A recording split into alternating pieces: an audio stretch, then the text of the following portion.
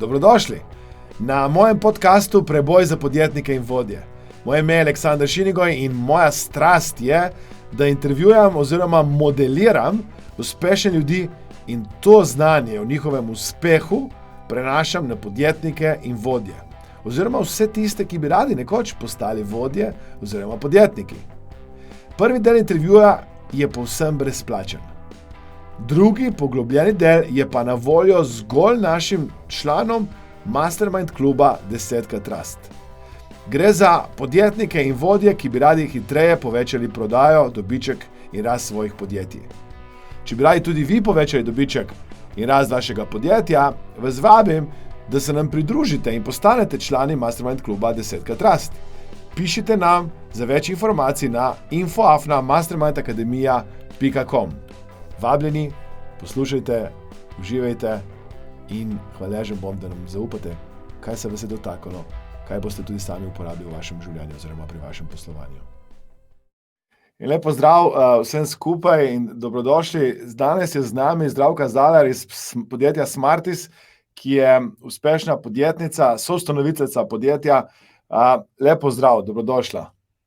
Ja, živjo, hvala za tak lep uvod. Ja. Dajva nekaj slišati, malo več, s čim se ukvarjate v podjetju Smartis? Ja, Smartis je IT podjetje, upam, da nas tisti, ki danes to poslušajo, tudi poznajo. Drugače imamo dve lokaciji, eno v Ljubljani, eno v Zagrebu. Štartali smo pred 11 leti, v tem času smo kar naredili neke lepe rezultate. Glavne dejavnosti, nekako smo začeli s to klasično sistemsko integracijo, potem smo pa z leti stvari dodajali, tako da zdaj delamo veliko na informacijski varnosti. Lotili smo se tudi lastnega razvoja, kjer razvijamo dve platformi. Bolj znani smo po IoT platformi, ki jo delamo za podjetje Petrol. Potem delamo tudi za platformo za upravljanje pametnih mest. Veliko dajemo, bom rekla, v nove tehnologije, v znanja. Sodelujemo tudi na nekih evropskih projektih, mogoče takih, ki bi jih lahko omenila, Dom 24, potem na Hrvaškem CECOM projekt Smart Rijeka. Bil je tudi odmeven projekt za superračunalnik, ki smo ga postavili za sveučilište v Rijeci. Tako da recimo je kar veliko stvari, ki jih počnemo v Smartisu in ki jih tudi želimo še vnaprej oziroma dodajati nove stvari. Bravo, čestitam, slišiš se zelo impresivno. Dajva nekaj slišati mogoče ali pa povedati o številkah, kar lahko deliš seveda z nami, število zaposlenih, nek trend, rast, karkoli. Ja, zdaj v vseh teh letih, se pravi, leta 2009 smo bili ustanovljeni, se pravi, bomo letos 11 let novembra stari, smo rastli. Seveda prvo leto lepo skromno, potem pa vsako leto več. Tako da zdaj naše številke prometa se vrtijo v lanskem letu 2019, ki pač bilanca sicer ni še, mislim, da javno objavljena, ali pa je, ne vem točno, ker smo zavezanci že k reviziji, kar pomeni, da imamo že dosežene neke ključne stvari. 12 milijonov evrov prometa v lanskem letu v Sloveniji, 1,5 milijona na Hrvaškem, zaposlenih 45 v Sloveniji, 10 na Hrvaškem, dobiček skupaj z Hrvaško cirka 1 milijon evrov. Tako da mislim, da so to kar lepe številke za tako podjetje, ki smo mi. Odlično, res pohvalno. In rekla si, da ste začeli na začetku bolj skromno. Lahko kaj poveva o teh začetku, kako je bil ta začetek?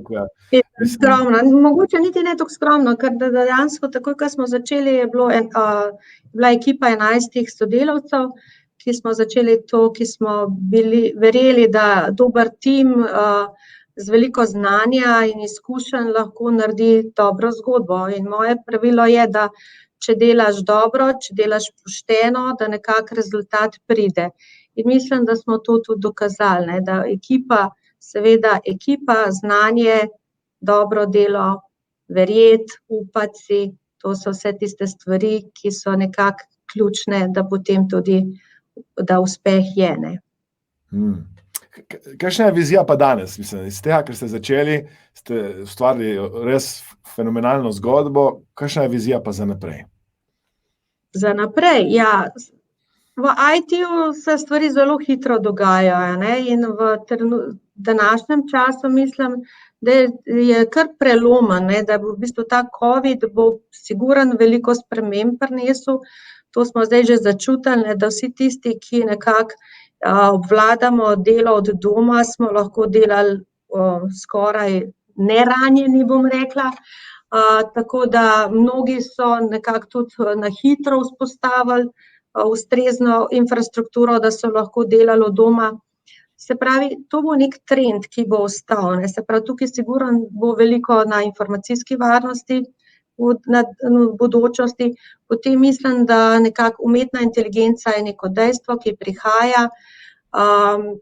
Tako da, ne vem, lastni razvoj, mislim, da podjetja, če bodo hotela biti drugačna, bodo mogla vlagati v neke take aplikacije, ki bodo pač jih nekako delale drugačne od ostalih.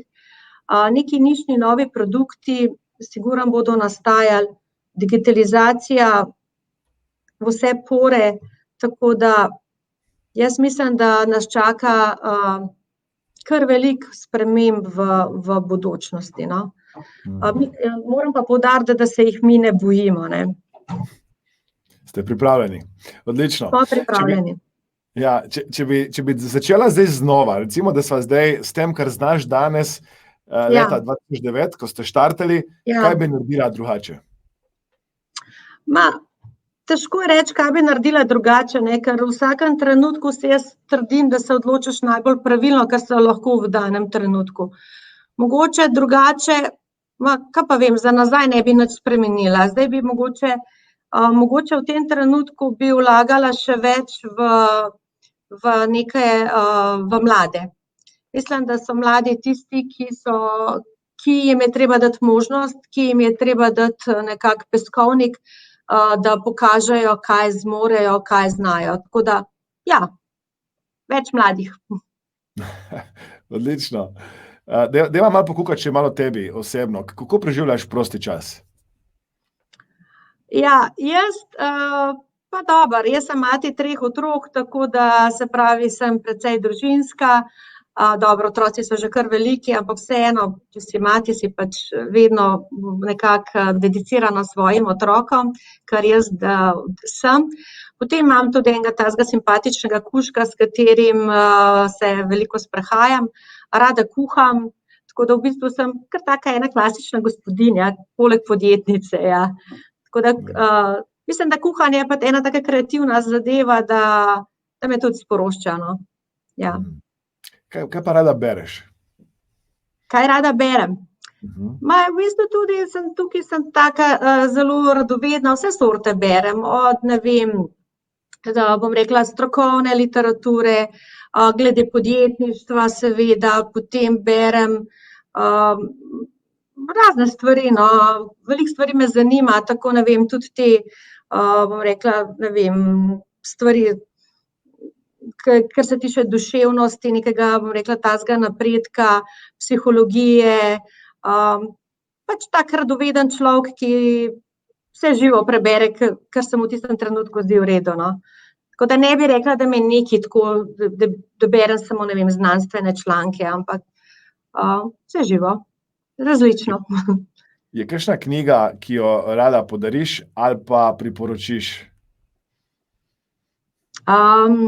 Nimam neke, bom rekla, tiste knjige, ki bi jaz rekla, da je tista moja najljubša knjiga. Jaz mislim, da vsaka knjiga v nekem trenutku ti lahko odgovarja ali pa ne, odvisno, kako si ti v tistem trenutku počutiš, no. Tako da do zdaj niti nisem podarjala nobenih knjig. Raje se v bistvu z nekom, ki ga imam rada, nekako, ki ga spoštujem, se raje pogovarjam. Kdo bi rekla, da je tvoj vzornik? Po kom se zgleduješ? Vzorniki so, tudi tukaj sem mogoče specifična, ne, da nimam nekih, bom rekla, svojih vzornikov. Všeč so mi, bom rekla, ljudje, ki so nekaj naredili v življenju, ki so si upali, ki so se drznili biti drugačni, ki so stopili iz nekih okvirčkov. Tako da na področju znanosti, bom rekla, meni je ful všeč Nikola Tesla. Se mi zdi, da je nekdo, ki je veliko naredil za človeštvo in da je v bistvu, da je premalo izpostavljeno. Tako da, recimo, bi si ga želela osebno srečati, čeprav mislim, da ni glih maru žensk, ampak mislim, da bi bil zanimiv človek za se z njim pogovarjati, no. Kaj bi ga vprašala, že ko sva pri Nikoli Tesli? Kaj ga je vprašala? Ja. Zakaj ne mara žensk? Hecno. Težko rečem, kaj bi ga vprašala. Sigurno bi se želela z njim malo več pogovarjati, ne, zakaj. Ker je bil res po moje zelo, zelo, zelo izvenserijski, sploh za svoje čase. Mogoče tudi to, kako je prišel v Ameriko, bi ga vprašala, ne, kako da je v bistvu iz neke dežele, ki vem, da je študiral v Avstriji, mislim, da na Dunaju, pa so na Pragi, če se ne motim, da sem že malo pozabila točno, ampak kako da je sploh se odločil, da gre v Ameriko, no, in kako je prišel do Amerike, to bi ga vprašala, no. Odlično. Če je imel, ja. Če se vrneva malo na posel nazaj, kako ali pa kje ali pa kdaj se ti izobražuješ ali pa dobivaš znanja za to, kar potrebuješ za svoj posel? Pa v bistvu izobražujemo se vsak dan. Vsak dan nekaj novega izvem od moje ekipe, informacije so dostopne povsod, od sodelavcev, od kolegov v poslu, tudi od otrok se nekaj naučiš, tako da od vsakega se danes lahko nekaj naučiš, pa poleg tega je na internetu je člankov, če imaš čas, lahko bereš skozi, ja. Pa gledaš filmčke, pa vse živo, ja. Ja. Kaj bi rekla, da so tvoje ključne vrednote? Predvsem to, da sem odkrita, da se držim dogovorov, rokov, da imam rada ljudi, da jim zaupam. Mislim, da sem to nekje jaz, ne. Kaj pa narediš v stresnih ali pa težkih situacijah? Takrat se pa usedem, to sem se pa že naučila, in si rečem, Zdravka, tudi to bo minilo, ne. In potem? To je to? In to je to in se pa skušam, bom rekla, čim manj sekirati za neke stvari, na katere nimam vpliva. Če pa imam na stvari vpliv, pa grem v akcijo, ne. Se pravi, pravilo, ne sekiraj se za tiste za nekaj, kar ne moreš ti spremeniti, ne. Če pa lahko, pa gas akcija. Bravo. Kakšna navada ali aktivnost, ki jo redno počneš, misliš, da ti koristi? Ja, sigurno mi koristijo te sprehodi z mojim kužkom, no, to v naravi, lepo živim malo izven mesta, ne, kar je fajn, ne, da lahko hodim na daljše sprehode, in to je ena stvar, ki mi sigurno pomaga, ja. Je kakšen nasvet, ki ga danes poslušaš v podjetništvu in se z njim ne strinjaš? Kaj pa vem, to je zdaj spet odvisno od vsakega posameznika, od njegove osebnosti, od njegove želje, kaj želi, v kateri branži je.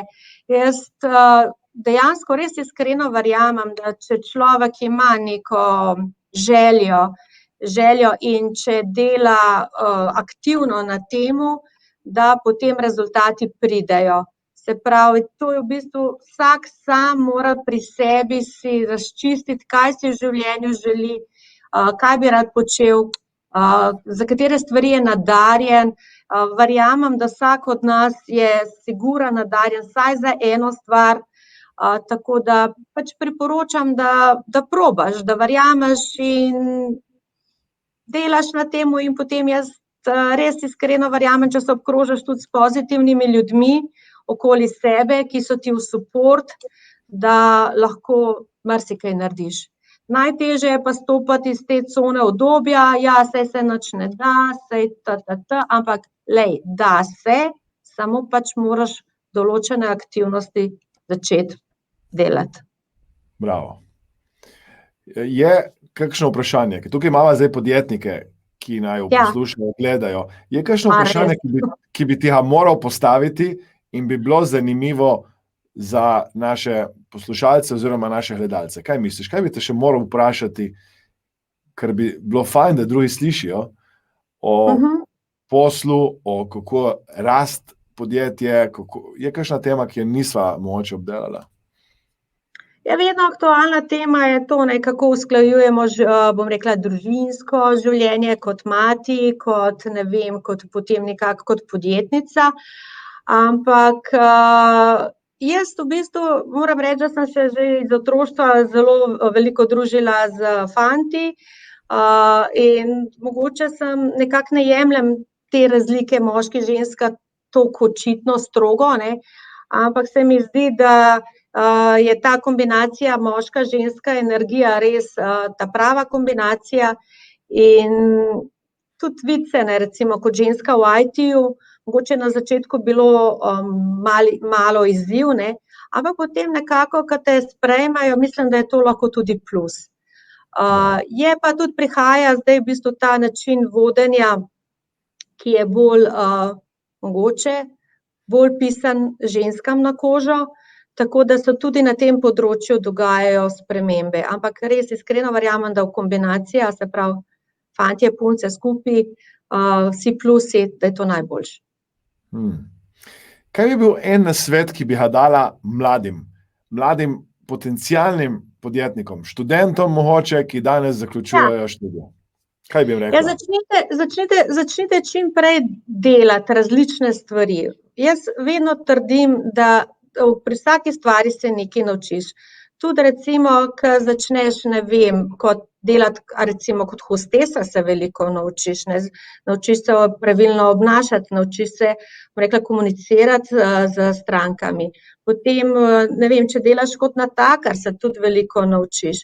Tako začni delati, se pravi, karkoli, če delaš kot receptor, se spet nekaj naučiš, Se pravi, dajmo začeti čim prej delati, ne pričakovati, da bom rekla, da boš takoj bil, direktor ali pa neko grozen menedžer, ampak lahko tudi v parih letih prideš na tako pozicijo ali pa si zgradiš svoje podjetje, ampak začnite čim prej, bom rekla, nabirati izkušnje iz različnih področij.